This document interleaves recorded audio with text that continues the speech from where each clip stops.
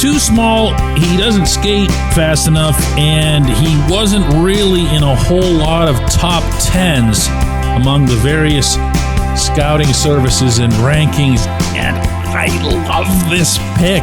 Good morning to you. Good Saturday morning. I'm Dejan Kovacevic of DK Pittsburgh Sports. This is Daily Shot of Penguins. It comes your way, well, usually bright and early every weekday, but we've got a special one today because last night brought the first round of the NHL Draft in which the Penguins had three picks. That began with the choice at number 11 overall of Ben Kindel from the Calgary Hitmen of the WHL. He's 5'10", 180. He originally was a center, considered to be a natural center, but was shifted to the left wing this year.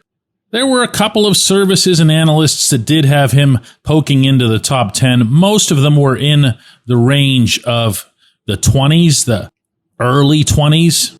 But there's a lot to be spoken for scoring, and scoring consistently, and scoring with legitimate skill and versatility within that skill. If you missed yesterday's episode of Daily Shot, I made one final push for the notion that the Penguins would prioritize high-end skill, that they would prioritize something that you can only get in the upper portion of a draft with very few exceptions. So this kid who turned 18 just now in April, which means he was playing through his 17-year-old season, finished up with 35 goals, 64 assists, 99 points, plus 39 rating in 65 WHL games. That's regular season. In the playoffs, 11 games, he had 8 goals and 7 assists. More interesting to me than that was that he had a 23-game point streak, which was a record for the Hitmen, in which he produced 15 goals and 30 assists. Again, this is over 23 consecutive games. The only streak that was longer than that in that league went to Gavin McKenna. And if you haven't heard that name yet, you sure will, because that is the universally anticipated number 1 overall pick in next year's draft. McKenna had a streak of 40. Now, this is going to sound like a sequel to yesterday's show, but so be it. This franchise needs skill. And I say that in the broadest possible way. It doesn't need skill at this position or that position or center or left defense or anything like that. That's not where this process is.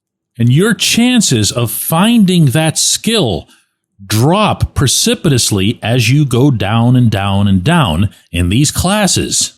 Now, as for the size and the rankings and everything else, this was what Kindle had to say to that subject on the Zoom call last night. Yeah, I think throughout my life, I've always kind of had a little bit of a chip on my shoulder. And I think that's a good thing. Obviously, I try not to pay attention to the mock drafts too much throughout the year. I talked to Pittsburgh a little bit throughout the year, and I knew they were somewhat interested. So I always knew it was possible, and I'm just really excited to move forward with this now.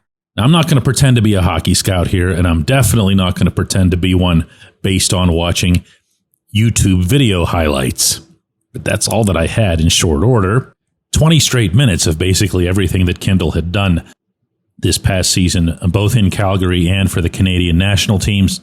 And I came away with a couple of thoughts. One, yes, he does have to strengthen the lower body, and he does have to lengthen his straight-ahead skating stride.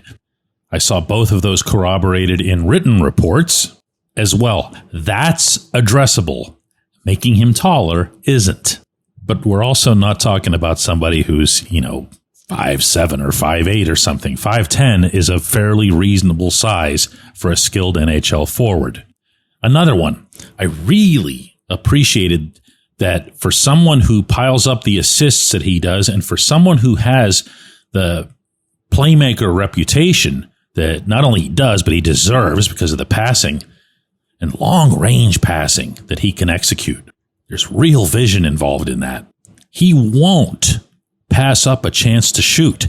A handful of the goals that he scored on this reel, and I'm going to remind you that he had 35 of them in the regular season and another 8 in the playoffs, came on opportunities where you'll see someone who tends to overpass go right ahead and overpass. He didn't. He did not come across as someone who's going to, well, I don't want to be mean here, but Valtteri Puustinen their way out of hockey. When it's time to shoot, shoot. The third thing was that I really liked a lot of what I saw from him in tight quarters, along the boards, in traffic. He can find a way out, or he can find a way for the puck to get out, and for the puck to get out in an intelligent way. I don't want to get too specific on this here, but you will see people who get a lot of assists, and it has a lot more to do with their skating than it does to do with their vision or whatever. In Kindel's case, you can tell that he knows and feels what the guys around him want from him in a pass by where he puts it, by where he sets it up for a trigger. And even though he's 5'10", one of the advantages that he has, and part of what keeps him from looking like he's small on the ice, is that his chin is always up and he skates somewhat upright. His shoulders are all the way up. So anyway, the way the first round goes is everybody's all, you need to get bigger and tougher and snarlier and everything else here. And then just like that, Dubas trades the number 12 overall pick that he had to the Flyers of all teams for the 22nd overall and a 31st overall picks that Philadelphia was holding so that he could get pick 24, which he invested in another forward, Bill Zonnon, who is 6'2", 190, put up a lot of points in the Quebec League, always an asterisk when that happens. 28 goals, 55 assists, was second on his team in points, and that's probably a fairer way to measure what a prospect does there. He also had 8 goals in 13 playoff games. I like that, too. 16 goals, by the way, in 32 career playoff games in the queue. Then came yet another trade, this one with the Kings, that put the Penguins into position. Yeah, I just realized I said that Zonnon was drafted at 24th. He was drafted at 22nd. Will Horcoff was the forward, another one, drafted at 24th. Horcoff's a college kid at Michigan. He is enormous, 6'5", 203. And remember, this is a college frame, which has a lot of filling out that it can still do. He hasn't scored a ton, but the reports that I read about him strongly suggest that there's more there in that area. He does have NHL tools beyond the frame. And so that's it. Just like that, there are 3 first-round prospects all up front, instantly infused into this organization. And before you start, and I can just offer this as friendly advice, you're free to feel about this however you want. Obviously, everybody is. But before any of us, myself included, get too deeply invested in, splicing apart more Kindle film or whatever, before anybody really entrenches themselves in a stance, remember this. All of these other trades that have been made in recent months or the past couple of years that have infused these other picks allowed Dubas to end up with 3 players in the NHL Draft's top 24. 3 players, 3 forwards in the top 24 of the draft class.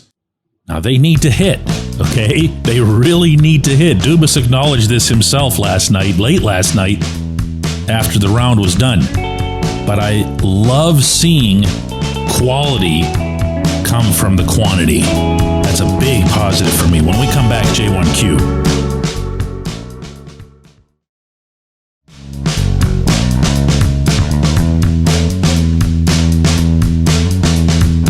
Today's J1Q comes from Clint Novak out in California, who says, DK, why has the hockey media as a whole become so shoddy at rumors and innuendo as compared to writers who cover the NFL and Major League Baseball? Clint, I could do an entire week's worth of shows on this subject that would bore everybody to tears. We're going to limit it to what I'm about to share, and I'll begin it with that most of the extra type reporters, meaning the ones who don't cover teams, but who will work for a network and are free to just spend their days calling agents and, well, mostly agents. There are way more of those in Canada than there are in the United States. You might commonly refer to these types of reporters as the national reporters, as if that's some sort of higher status or elevation. It's not. It just means you don't cover a team. You don't cover games, and you don't cover practices, and you don't cover skates. What you do, quite literally, is talk to agents. Most outlets don't employ people like this because it's seen as a luxury, and it should be. We don't have anybody like that at DK Pittsburgh Sports, and we never will. Why? We actually have to cover the things that occur. And in Canada, historically, this isn't any kind of shot at our neighbors to the north or anything, but they've just had a different level of guidelines for journalism as it applies to sports. I don't know why. I don't care why. Not my country, not my problem. But it's been that way as long as I've been around. If you're even a little bit judicious and you listen to some of the phrasing that they use at the beginning or the end of a sentence where they'll say, I think, or I believe, that's very different than I'm hearing, or someone told me, or a source says. And yet they get away with it, which brings me to my second and much bigger point, and no one who's listening to this is going to like it. But I'm not here to, sugarcoat anything. The reason the hockey media as a whole, I'm quoting you now, Clint, has become so shoddy at rumors and innuendo as compared to writers who cover the NFL and Major League Baseball is that hockey fans will eat up, soak up, swallow anything that anybody throws out there. And that's been true forever. Whereas if you try something like that in the NFL environment or in the baseball environment, you'll get slaughtered for it as a reporter. As a reporter. I had, just as a small example, just so you don't think that I'm, somehow above this or whatever. Last summer, I had an American League scout tell me face to face that the Pirates and the Orioles were having discussions that would have sent a prominent young pitcher to Baltimore for a prominent young hitter coming to Pittsburgh. This is the kind of thing that if you put it out there in hockey, everyone just takes it as, oh, yeah, it's already a done deal. Yeah, the Pirates and Orioles and this guy's coming and that guy's going and whatever else here. I got roasted alive, man. I mean, you would think that I had willfully spread a lie or something. I got this from a really, really good source and an incredible rarity. I got it face to face as opposed to even, via phone or text or whatever. But I got killed for it. Why? Because baseball fans are more discerning about this stuff. Football fans are more discerning about this stuff. There are a ton more people, a ton more journalists covering those two sports, those two leagues. So in hockey, where the fans are scrapping over every small morsel that emerges from every Billy or Bobby living in his parents' basement, or so-and-so with a made-up name in the Hockey Futures forums or whatever, and people cite that stuff as if it's real, that's unwinnable. That's unwinnable for people who do what it is that we do, which is, try to actually source stuff, confirm it. And then, to be honest with you, what's even more annoying is when people bring that crap to us and say, is this true? Like we don't have anything better to do with our time other than check on other people's reporting or fiction or whatever it is. But let me give you one last example here before letting you go on this special weekend edition. Yesterday, Georges Laraque, who used to play for the Penguins a long time ago and was once somebody who played alongside Sidney Crosby, put out a thing, I don't remember if it was on Twitter or wherever, that suggested that Sid wants out of Pittsburgh. Oh, everybody's screaming, oh no, what a big story and whatever else. And they're tagging us on social media, meaning myself, Taylor Haas, who covers the Penguins for us. Is this true? Talk us down. Instead of just saying, dude, no, okay, this is crap.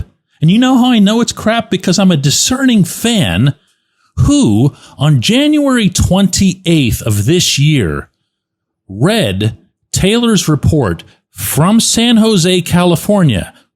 She was there because we travel to cover the teams, and we can ask them questions, and we can, do stuff that's like actual reporting. Taylor sat down with Sid, one-on-one, engaged in a deep conversation. And I'm going to read to you part of what Sid told Taylor that day. He said, I know how speculation works. Everybody's looking to talk about different things, different scenarios. I can't control that. I don't know where that comes from. I don't think that it's something I'm going to discuss every time someone speculates something. I'm not going to answer it every time it happens. I know that all my energy and all my focus is toward helping us and doing the best we can, and I can't control any of that other stuff. I'm trying to do everything I possibly can for us.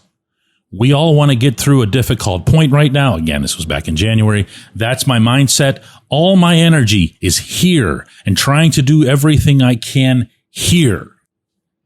The day after Taylor published this, the Penguins flew to Salt Lake City. I picked up the road trip from there. I covered the game in Salt Lake City, which you might recall was the one where Sid scored in overtime. Beautiful goal, too. And afterward, in a quiet moment, I thanked Sid, and Brian Rust was sitting with him, too. And I thanked Sid for, sharing what he did with Taylor. And I'm not going to share what Sid said from there because it wasn't on the record. But let's just say that he reaffirmed what he told her in much stronger terminology, with his good friend Rust sitting next to him, nodding his head emphatically throughout. That's actual reporting.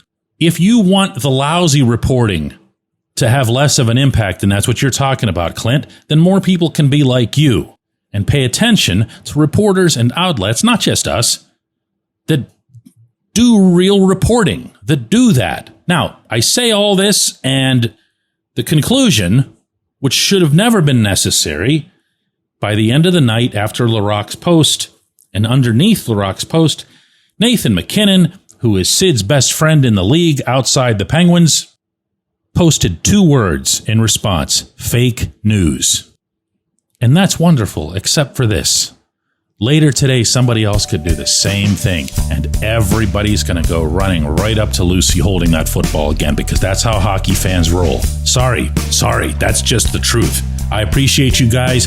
I appreciate everybody who listens to Daily Shot of Penguins, especially on a Saturday. We'll be back with another one of these on Monday.